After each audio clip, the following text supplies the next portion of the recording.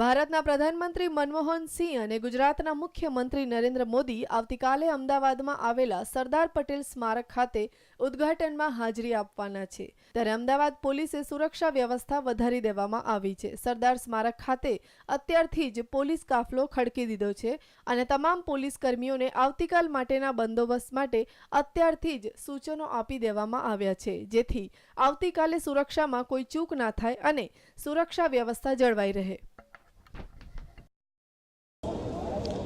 આવતીકાલે ગુજરાતના મુખ્યમંત્રી નરેન્દ્ર મોદી અને પ્રધાનમંત્રી મનમોહન સિંહ જ્યારે એક જ જગ્યા ઉપર એટલે કે સરદાર પટેલ સ્મારક પર ભેગા થવાના છે, ત્યારે અહીંયા સુરક્ષા વ્યવસ્થા ચુસ્ત કરી દેવામાં આવી છે અને 200 થી 300 પોલીસ જવાનોને અહીંયા તૈનાત કરી દેવામાં આવે છે, જેથી સુરક્ષામાં કોઈ કચાશ ના રહે। ગઈકાલના બનાવને ધ્યાને લઈ અને વધારે સુરક્ષા વ્યવસ્થા કડક કરી દેવામાં આવી છે। ગઈકાલે બિહારમાં જ્યારે મુખ્યમંત્રીની રેલી હતી ત્યારે બોમ્બ બ્લાસ્ટ થયા, એને ધ્યાને લઈ અને ગુજરાત પોલીસ એલર્ટ થઈ ગઈ છે અને પોલીસ કર્મીનો કાફલો અહીંયા ઉતારી દેવામાં આવ્યો છે, જેથી કોઈ અનિચ્છનીય બનાવ ના બને। કેમેરામેન ગુરુબક્ષ સંધુ સાથે કશ્યપ જોશી, ન્યૂઝ ઓનલાઈન, અમદાવાદ।